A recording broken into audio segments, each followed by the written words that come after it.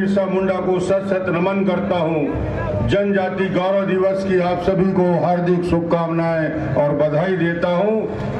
आज राजपुर में आने के पहले मन में ये बात आ रहा था कि क्या हाल होगा, सामरी में क्या स्थिति होगी। राजपुर में हेलीकॉप्टर से एक चक्कर लगाने के बाद जमीन में उतरने के पहले ही डॉक्टर रमन को भरोसा हो गया कि कमल खिलने वाला है, कमल खिल के रहेगा। ये आपकी उपस्थिति और जोश और खरोश, और उससे बड़ी बात आप सबकी ताकत, हमारी ताकत, पार्टी की ताकत, मोदी जी का आशीर्वाद, चिंतामणि महाराज भी आशीर्वाद देने आपके बीच में आए हैं, उनका भी स्वागत करिए। वो हमारे पुराने साथी, धर्मगुरु और इस क्षेत्र के जन जन के नायक हैं। मैं अभी उपस्थित मंच में सभी साथियों का, हमारे जिला अध्यक्ष ओम प्रकाश जायसवाल जी, चिंतामणि महाराज जी, हमारी प्रत्याशी उद्देश्वरी पैकरा जी का तालियों के साथ स्वागत करेंगे। हमारे वरिष्ठ साथी रामकिशन जी, गौरी शंकर अग्रवाल जी, हमारे बोकारो के विधायक साथी बिरंची नारायण जी, राम लगन पैकरा जी, अंकित जायसवाल जी, संजय सिंह जी, अशोक अग्रवाल जी, अनीता बैग जी, मंडल के सभी कार्यकर्ता बंधु, मैं तो आपसे यही आग्रह करने आया हूं। 17 तारीख कमल निशान पे आपका आशीर्वाद मिले, श्रीमती उद्देश्वरी पैकरा को प्रचंड बहुमत के साथ सामरी विधानसभा में आप सबका मतदान मिले और छत्तीसगढ़ में कमल खिले।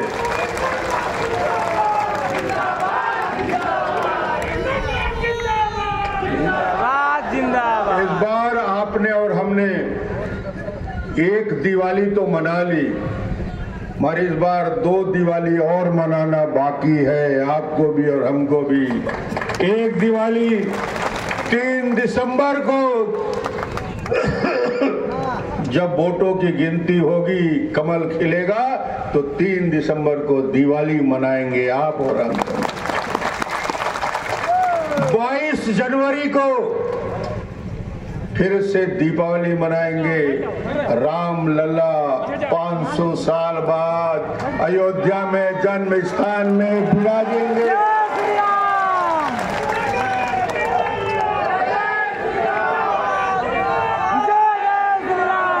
और एक और गारंटी मोदी जी की तरफ से दे देता हूं, रामलला तो अयोध्या में विराजेंगे, राजपुर की जनता, सामरी की जनता, छत्तीसगढ़ की भी जनता भगवान के दर्शन के लिए अयोध्या जाएंगे सरकार के खर्चे पे। सरकार की व्यवस्था में कितने लोग अयोध्या जाएंगे? आपके साथ मैं भी जाऊंगा, रामलला के दर्शन हम सब मिलके करेंगे। एक अद्भुत दिन आने वाला है। भूपेश विधानसभा में मेरे से पूछ रहा था कि डॉक्टर रमन, तुम मुख्यमंत्री नहीं हो, 5 साल से बाहर हो, उसके बाद भी सामरी की जनता, राजपुर की जनता, छत्तीसगढ़ की जनता डॉक्टर रमन से इतना प्रेम क्यों करती है, इतना आशीर्वाद मुझे क्यों मिलता है? मैंने कहा भूपेश बघेल, डॉक्टर रमन और भूपेश में एक ही फर्क है, वो फर्क है नीयत और नीति का फर्क है। मैंने 15 साल छत्तीसगढ़ की सेवा किया, 15 साल छत्तीसगढ़ महतारी की सेवा किया। आज डॉक्टर रमन को 5 साल सत्ता में न रहने के बाद भी गांव-गांव में सम्मान के साथ मुझे याद किया जाता है, तो चाऊर वाले बाबा के नाम लिया है। ये जनता का आशीर्वाद है। मैं कहा भूपेश, तुम्हारे और मेरे में फर्क यही है, मुझे चाऊर वाले बाबा बोलते हैं, अब भूपेश बघेल को 5 साल के सरकार चलाने के बाद दारू वाले कक्का बोलते हैं। यही फर्क है। दारू वाले कक्का जुआ और सट्टा 30% ये भूपेश की पहचान बन गई। गली गली में शराब बिचवाने वाला भूपेश बघेल। अरे जन घोषणा पत्र किया, गंगा जल का सौगंध खाया। गंगा जल की तो कदर करना था, मगर आज तक पूरे छत्तीसगढ़ के सामरी के राजपुर के लोग आए हैं, पूर्ण शराबबंदी का वादा किया था। गली गली में शराब बिचवाने का काम भूपेश बघेल कर रहा है। ये वादा खिलाफी किया है भूपेश बघेल ने, इसलिए इस बार उसको सजा देना ही पड़ेगा। जनता के साथ धोखा, 10 लाख नागरिकों को बेरोजगारी भत्ता 1000 लोगों को भी नहीं मिल पाया। जन घोषणा पत्र में वादा किया था 2 साल का बोनस लौटा दूंगा जो डॉक्टर रमन ने दिया है। जन घोषणा पत्र में वादा किया था महिलाओं को 500 रुपया मासिक दूंगा, 6000 रुपया सालाना दूंगा। 5 साल का 30,000 बकाया है। भूपेश बघेल भूल गया कि उसने घोषणा किया था। 4 सिलेंडर देने का वादा किया था। ये भूपेश बघेल का घोषणा है और आज सभी घोषणा अधूरा है। इसलिए मैं कहना चाहता हूं भूपेश की घोषणा पर, उसके गारंटी पर, उसके भरोसे पर विश्वास करने की जरूरत नहीं है। उसने लगातार झूठ बोला है और छत्तीसगढ़ी बोलियों भाषा में, छत्तीसगढ़ में गांव-गांव जातों में है तो एक के बाद चर्चा छत्तीसगढ़ में होते कि छत्तीसगढ़ के सबले बड़े लबरा कौन। मैं राजपुर में पूछा तो छत्तीसगढ़ी भाषा में, छत्तीसगढ़ के सबले बड़े लबरा कौन। आवाज रायपुर तक जाना चाहिए, छत्तीसगढ़ के सबले बड़े लबरा कौन। झूठ बोल के सरकार में आने के बाद 5 साल लूट किया। सिर्फ गांव-गांव में शराब की दुकान खुलवा दी। गांव-गांव में एक ही नारा लग रहा है, गांव-गांव में एक ही आवाज आ रहा है, अब नहीं सही बो, बदल के रही बो, अब नहीं सही बो, अब नहीं सही बो। बदलना है ये सरकार। ये सरकार 5 साल में न सड़क बना, न पुल बना, न पुलिया बना, न स्कूल बना, न अस्पताल बना। राजपुर की सभा में मैं पूछना चाहता हूं, यहाँ सरपंच बैठे हैं, पंच बैठे हैं, जनपद के अध्यक्ष और जनपद के सदस्य बैठे हैं। 5 साल में पंचायत में कोई 10 लाख 20 लाख का काम हुआ है? नहीं। 10 लाख का काम नहीं हुआ। हजारों करोड़ बर्बाद कर देने के बाद भूपेश ने पूरे के पूरे बजट का, मैं भूपेश से पूछा कि भैया ये 5 साल हो गया विधानसभा में, न सड़क बना, न पुल बना, न पुलिया बना, न स्कूल बना, न अस्पताल बना। 5 साल क्या करते रहे? भूपेश का जवाब था कि सड़क, पुलिया, स्कूल, अस्पताल बनाना डॉक्टर रमन का काम है। मैं कहा तुम्हारा क्या काम है भूपेश बघेल? बोले मेरा काम नरवा गरवा घुरवा बारी, एक हल ले ज्यादा कुछ नहीं जानो संगवारी, इससे ज्यादा कुछ नहीं। और जो गाय के गौठान में भ्रष्टाचार कर सकता है, शराब में पैसा खा जाए, कोयला में पैसा खा जाए, चावल में पैसा खा जाए, मगर इसने तो लालू यादव का रिकॉर्ड तोड़ दिया। लालू यादव भ्रष्टाचार किया, चारा घोटाला किया। चारा घोटाला में लालू यादव 3 साल जेल में रह गया, मगर लालू यादव का भी बाप भूपेश बघेल निकला। इसने गोबर घोटाला 300 करोड़ का करके लालू का रिकॉर्ड तोड़ दिया। गोबर घोटाला।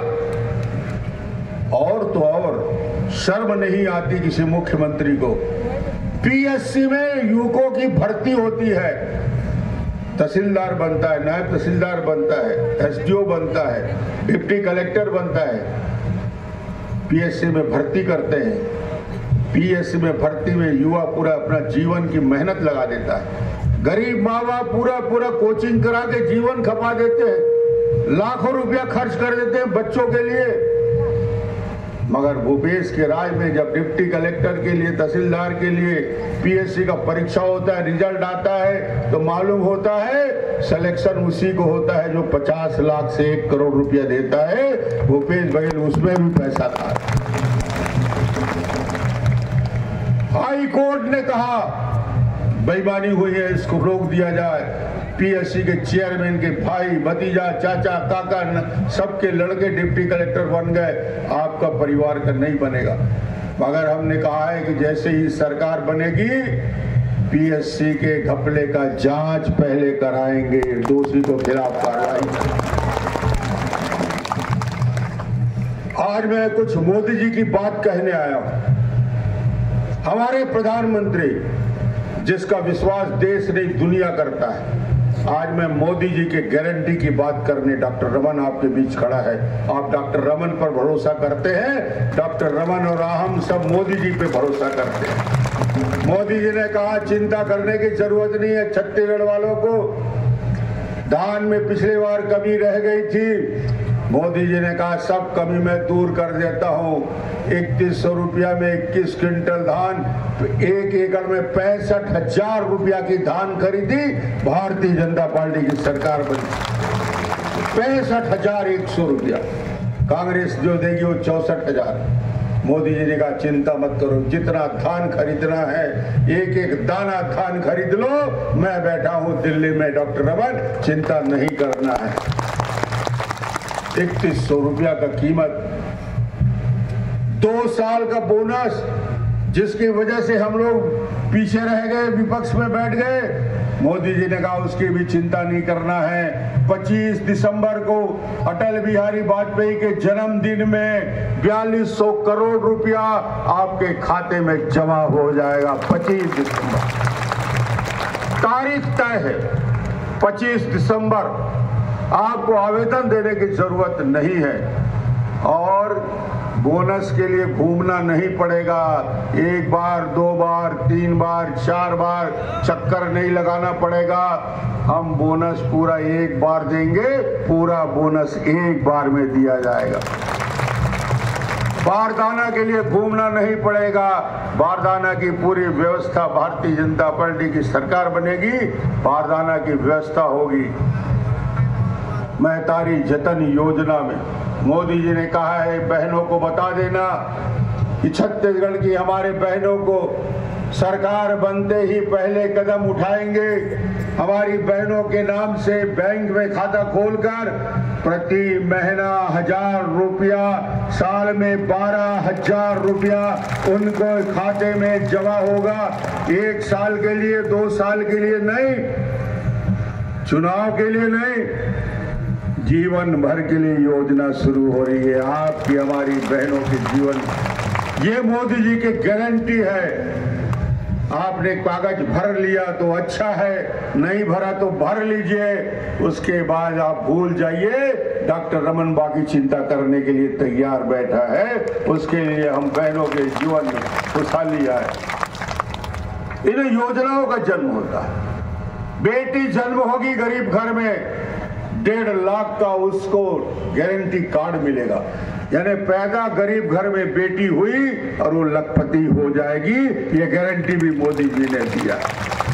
पीजी तक निःशुल्क शिक्षा की व्यवस्था किया जाएगा। बहुत सारी बातें हैं, बहुत सारे विषय हैं जिसमें छत्तीसगढ़ के जीवन में, लोगों के जीवन में परिवर्तन आए, उसके लिए बहुत सारी घोषणाएं किया है। एक जो घोषणा संकल्प पत्र का है, तेंदुपत्ता तोड़ने वालों के लिए 5,500 रुपया प्रति मानक बोरा तेंदुपत्ता की खरीदी की घोषणा। 1200 करोड़ बोनस खा गए कांग्रेस के लोग। 5 साल में बोनस मिला? कोई बोनस नहीं दिया। आने वाले समय में न केवल 5500 रुपया मानक बोरा देंगे, अतिरिक्त खरीदी पर हम 4200-4500 रुपया बोनस का भी आपको देंगे। तेंदुपत्ता के तोड़ने वालों के चरण पादुका दिया जाएगा, साड़ी की व्यवस्था की जाएगी, बच्चों को स्कूल की व्यवस्था की जाएगी, उनके जीवन में परिवर्तन आएगा। इतनी सारी घोषणा करने का जरूरत मैं इसलिए बता रहा हूं कि भारतीय जनता पार्टी इस बार ये चुनाव के मैदान में जिस प्रकार का वातावरण बना हुआ है, मैं राजनांदगांव विधानसभा से मैं भी चुनाव लड़ रहा हूं। मेरा चुनाव 7 तारीख को हो गया। बस्तर का चुनाव हो गया 12 सीट का, राजनांदगांव की 8 सीट का चुनाव हो गया। राजपुर वालों को खुशखबरी बता रहा हूं, 20 में से 14-15 सीट भारतीय जनता पार्टी जीत रही है। पहले चरण में ही 14 और 15 सीट भारतीय जनता पार्टी जीत के आ रही है। अब तो हर कोई बोल रहा है भाजपा आवत है, अब कांग्रेस ही जावत है। भाजपा आवत है, भाजपा आवत है, कांग्रेस जावत है। जाने का समय हो गया। भूपेश बघेल जी, डेरा डंडा बांध लो, अब नहीं चलेगा, क्योंकि गांव वाले बोल रहे हैं अब नहीं सही वो, बदल के रही वो, अब नहीं सही वो, अरे अब नहीं सही वो। बदल के रही वो। आज मैं राजपुर में आपसे दर्शन करने आया था। आज 5 बजे तक ही मेरे को जाना है सब जगह, जहां जहां कोशिश कर रहा हूं, जाने का प्रयास कर रहा हूं, यहां से सीधा निकलूंगा। मगर आपकी उपस्थिति देखकर आश्वस्त हो गया हूं। अमित शाह और मोदी जी पूछेंगे तो मैं अब गारंटी से बता दूंगा कि छत्तीसगढ़ में कमल खिलने वाला है।